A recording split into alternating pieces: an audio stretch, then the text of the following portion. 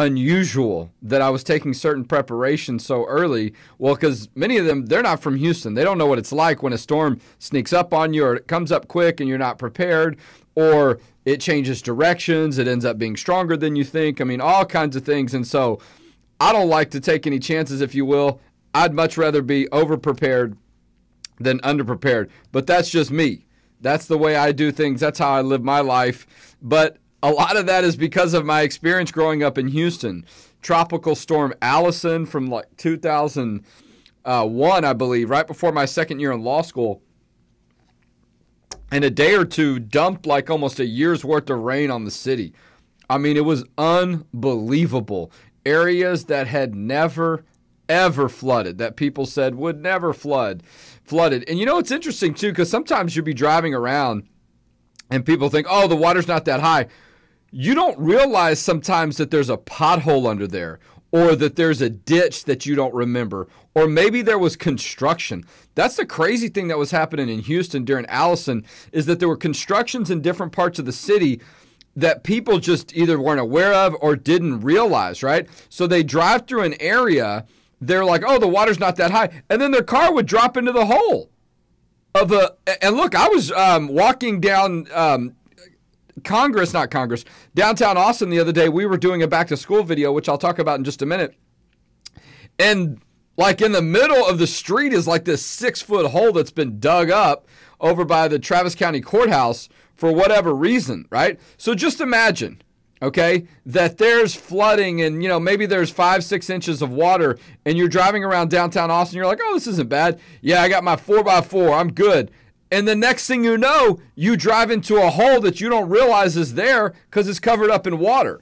So just be careful out there. I mean, no reason to try to be a hero or act like, you know, you're tough or, you know, it's just a little bit of rain, whatever. Okay. I mean, I have 3 children. I have nothing to prove. All right. And so I'd be much happier being inside my home, just seeing how things go. And so, you know, if you don't have to be out and about, you can be at home listening onto the radio to this great show. So look, be safe out there, be smart, just don't take any chances. I mean, that's just my view, is things can sneak up on you and you know, sometimes we get annoyed by that, right? Oh, I'm not going to let the weather hold me back. Why not? I mean, it's just going to be a day or two. You know, let's not make a big deal about the fact that, yeah, these type of things do impact decisions that we make in our life, but they're temporary, you know? And I mean, look, every time you see a storm almost, even when it's smaller storms coming in from the Houston area, people die. And a lot of times it's not from the wind. You know, you think like a hurricane, like there's all this crazy wind that's going to blow in and blow over houses. Yeah, some of that does happen. But a lot of times it is really the rain. It's really people, electricity-related items. It's people that get flooded and they don't realize it. They get stuck somewhere. Anyway, that's just my bit of wisdom for you from the experience of living in Houston for about 20 years and surviving, and no kidding, surviving significant storms. And the other thing, too, is sometimes people get a little antsy, right? So they start traveling and they drive through and then, they get stuck out in the water. Somebody's got to rescue them. Just be careful, okay? And don't take any chances, and, you know, if it's not necessary. So, but a lot happened this week before Hurricane Harvey snuck up on us. And, you know, I was in Houston earlier this week for listening to some pastors, a briefing by elected officials. And earlier this week, we also put out a back-to-school notice because students are back in school in Austin ISD, in some of the other local school districts around the Central Texas area. And many school districts have already started school. Some are starting next week.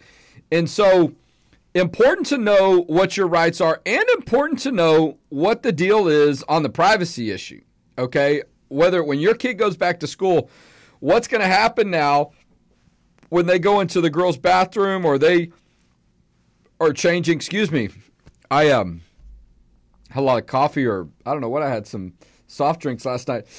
So anyway, but there's a lot of questions because, remember, the law did not pass, right? We don't have statewide law that gives you the protection and privacy rights in the bathroom to say a man cannot be in there. That doesn't mean that they can. That just means we don't have a statewide law on it. But the law does not require school districts to allow boys to go into girls' bathrooms. Look, I don't even know that they really have the discretion to do that, and particularly without any type of vote, because that's not what the law requires. And so, and federal government doesn't require that. Remember, Obama had a letter a year or so ago saying that if you don't allow the boys to go into the girls' bathroom, if that's where they want to go based on their gender identity, that you could lose your federal funding. That letter was withdrawn. It has no effect. It was withdrawn by the Trump administration, and it was stopped from going into effect nationwide by a Texas federal judge. So that's off the books. Okay, so if anyone suggests that, make sure you set them straight on that. But because the Texas House blocked privacy and safety legislation, particularly Speaker Joe Straus and Republican State Affairs Committee member Byron Cook blocked this law, even though it was supported by a Democrat in the Senate and all of the Republicans. A majority of House Republicans supported it. Byron Cook and Joe Straus worked together to stop the House from even being able to vote. They didn't even get to vote on the issue, even though the majority of the House Republican members supported it.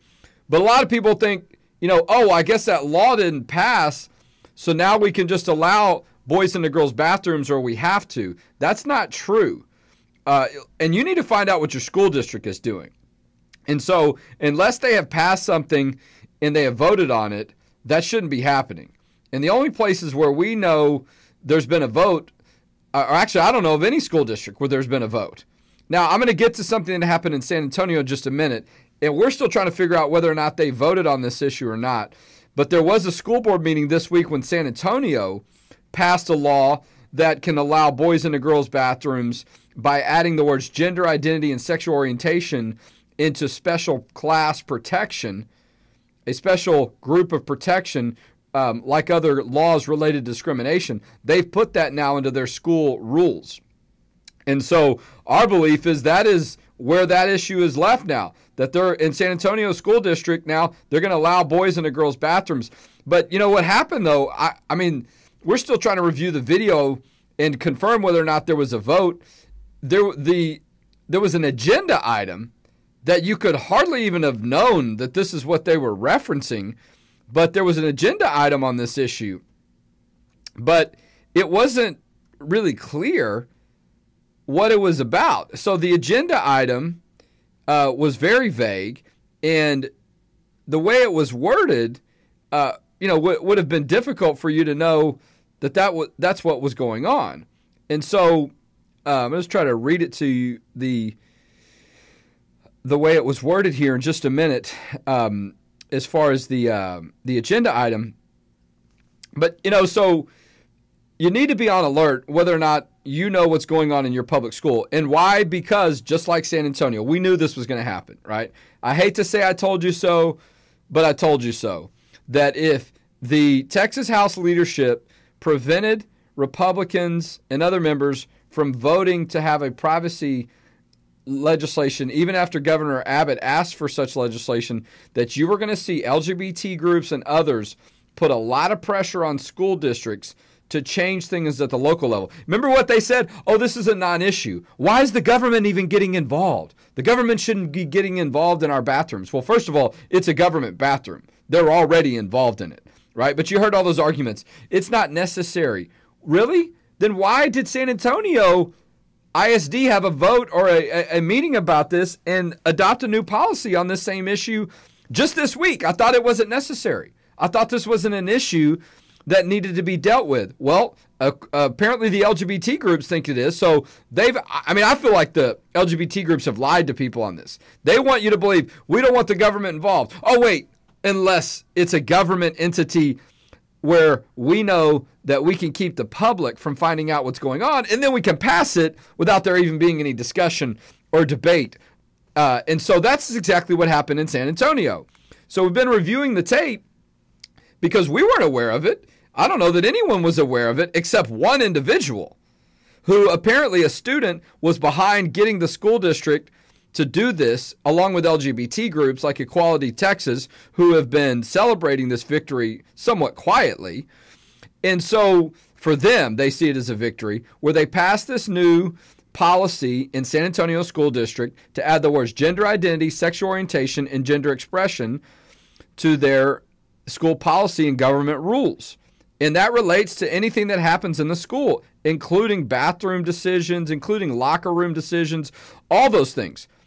So you remember how the left has just been, every day, the LGBT groups, all these other lobby groups have been tweeting about all the people that oppose legislation that would have kept men out of women's bathrooms. So all the discussion about bathrooms and privacy, the groups have just been, every day having a press conference about it. It's controversial. It's been drawing a lot of attention. There are all these hundreds of people that came to testify. So when an issue comes up at San Antonio School District, did they have a press conference? No. Did they make it clear what the issue is about? No. Were there hundreds of people lined up to speak? No. Why? Because nobody knew about it. Why? Because my view, it was clear that San Antonio School District, as well as LGBT groups, they didn't want you to know about it. They certainly didn't want parents knowing about it. Why? Because they know the issue's controversial. They know, just like at the state legislature, that if this issue gets in front of people, there's going to be a lot of attention on it. And you might just actually find out what's going on, and it may actually not pass. Or there's going to be a lot of scrutiny about it, about why it's passed and what it really means. They want you to believe it has nothing to do with any of these sexuality issues related to the bathroom issue and others, when that's exactly what it's about. And if they had nothing to hide, why didn't they do a press conference? Why didn't they alert the media like they do about everything that was done at the state legislature? Because they don't want you to know. Why? Because when you find out, like we did in Fort Worth, like we did in Dripping Springs and in Houston, the people don't support this stuff. And when there's actually a vote on it that the people get to be a part of, like in Houston, it doesn't pass. Okay? And look, I will agree that the issue has become controversial even at the state level. All right? I don't think a law that keeps boys from going into girls' bathrooms is controversial. I think it's common sense. I think it's easy. But I would agree that it's become noteworthy. It's been newsworthy. There's been a lot of back and forth on it, right? And so it's an issue that's of great public concern. So no surprise if a lot of people show up. I think there was more media coverage on it than was necessary. Frankly, I think the media has been obsessed with the issue at the state level because many of them didn't want the legislation at the state level to pass. So they, really overloaded the issue with media attention to make people concerned, overly concerned about a very common sense law, and to create the impression that there was just all this opposition and negativity about it, when a lot of people that supported it didn't feel like they needed to get involved publicly because it's not that difficult of an issue. But my point, too, though, is that's, so be it, right? I may not agree with it, but there's going to be a lot of media attention around this issue. Fine. Okay, that's going to happen sometimes. I'm not in control of the media, obviously. But then why wouldn't they have that same attention and focus on this bathroom issue in San Antonio's independent school districts? There's been hardly any. I don't even know if there's been there's been a couple of small little, publications. And one of the articles that was written, the high school student that was the one person that spoke at the San Antonio ISD school board member meeting seemed like she had been working on it for a while, and the articles that were written certainly talked about this in the context of the bathroom issue as well, privacy issue. And so, there's been a lot of work going on this, apparently behind the scenes. And so, to me, it's striking that you've seen hardly anybody talking about it. So I'm just trying to do a little search here to see what social media is saying about it. Because we just saw very little reporting about it. All right. Now, let's see. I'm just looking on Twitter to see what we've got. The only story that I see about no principal would say bathroom bill an issue, funding. I don't know what this. Oh, very nice. San Antonio school districts said they need to focus. The legislature needs to focus on funding schools. Ah, I see. The San Antonio North Side ISD superintendent said the school's funding for fast-growing districts needs attention. No principal would say bathroom bill is an issue. That's not an issue we need to deal with. Funding for school districts. Well, the San Antonio Independent School District Board would tell you it's an issue because they just voted on it. Right? That's the only reporting. That was like a month ago. Okay, I'm just telling you, just a quick search of Twitter. I put in San Antonio ISD bathroom. That's all I got. Well, that's not all I got. There was also the tweet that I did get was the tweet that I put out a couple of days ago on this issue because apparently the left doesn't want you to know about it. And I just put in San Antonio ISD gender, right? Just to put in the fact that they wanted to change the gender identity issue, which is the language and the policy change. That gets you nothing. San Antonio ISD LGBT on Twitter. My article comes up, okay? So let me see. San Antonio ISD, what else could we put in here? Gender identity, sexual orientation. Let's see. Sexual orientation. And I know some people are watching me online, so you can see I'm actually doing this. No results, okay? So let's see. What if we go San Antonio ISD school board vote? What does that get you?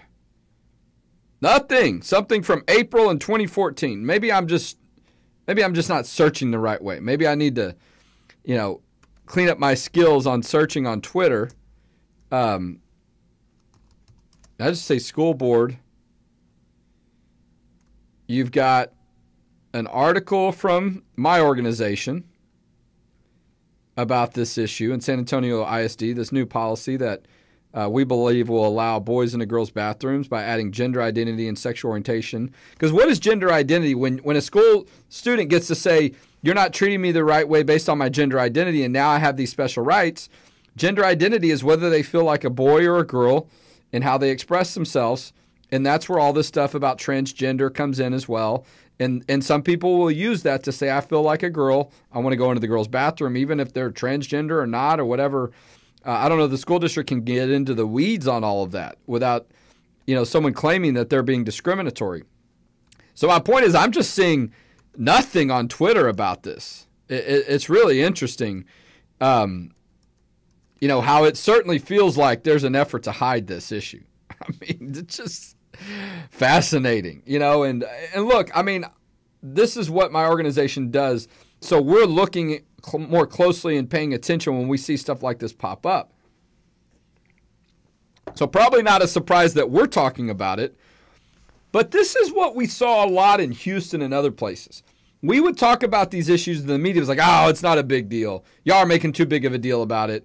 What's the big deal? And so on. Okay? The same issue happens at the state legislature, and our side, if you will, tries to pass legislation. Oh my gosh. They covered this issue and wrote stories about it every single day or were active on social media. And look, that's fine. I think the attention helps to some extent. But my point is they went to the opposite extreme and overloaded with media coverage. And so we're a week after the special session and a school district votes on this issue and nobody's talking about it. And part of the reason I think no one's talking about it, and these are just my opinions. Number one, the LGBT groups didn't want anyone to know about it. They purposely engaged in efforts to hide it, okay? Or to keep the media attention down, all right? Number one. Number two, I do think it's possible some of the media didn't actually know about it because the agenda item was so, the way it was worded was so vague and hard to know that that's what it was about, that it left them in a position where they wouldn't have been aware of what it was. And so, you know, look, that's what we're seeing in these kind of issues. And this is what we said during the legislative session. The reason that you need to have a statewide law is because local school districts have made a mess of it. How have they made a mess of it at the local level? There's no transparency. They don't let parents know ahead of time. I can guarantee you, if they had told parents ahead of time, we're having a vote and a hearing on Monday about a new policy change in San Antonio ISD that puts the words gender identity, sexual orientation, and gender expression into school policy that relates to students, not only students, but faculty and staff. And if asked if that related to whether or not students would be able to ask for accommodations based on bathroom use, there'd have been a whole lot of attention on that meeting, and I guarantee you there would have been a line of people at that meeting. Why? Because that's exactly what happened in Fort Worth. When parents found out, and the same thing happened in Fort Worth, they found out after the fact. And they demanded a public hearing. I can guarantee you the next time the San Antonio ISD school board meets, which will probably be in the next couple of weeks or month. And look, we will exercise some discretion and sensitivity about the hurricane and public safety. Don't get me wrong.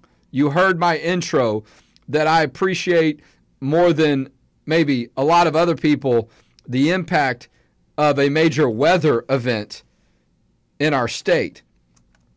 But this is a big deal, okay? So we're going to find out when the San Antonio School Board's meeting again, and I can guarantee you there will be a presence of concerned parents from San Antonio at that meeting asking for answers. You've just begun to hear about this. And look, all right, now I'm going to get on my stump speech. If you want to know why Texas values exist, and this isn't the only reason, but one of the many reasons is because situations just like this, where they put an agenda item on that is worded in a way, and the way it was worded was just that they were going to make a change to a specific document that is, I'm trying to get the exact wording here, FFH local. Well, what does that mean? I mean, how do you know what that means, right? Look, if I would have seen the agenda item ahead of time, I might have looked a little bit closer. I don't know. It might have gotten past me at first glance. I don't know. Don't hold me to that. All I'm saying is the way it was worded would have been difficult, I think, for most people to know that they were voting on adding the words gender identity, gender expression, and sexual orientation to their school policies related to discrimination, harassment. And one of the examples they give is related to the issue of accommodations, of where these issues would come, these new protections and special protections would come into play. We don't have those string of words at the state level for a reason.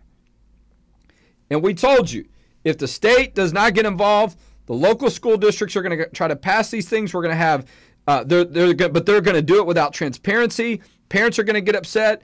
It's going to be messy. And look where we are.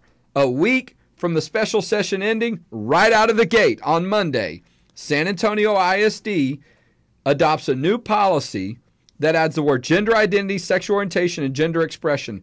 That's how people were able to make the claim that my gender identity is different than my biological sex, so I want to go in the bathroom that I choose, and you can't tell me that I can't. And now, if you do, there's a policy that says they've got special protections. What those punishments are if you violate it, we don't know yet. We're going to have to dig into that deeper. Look, we're out of time.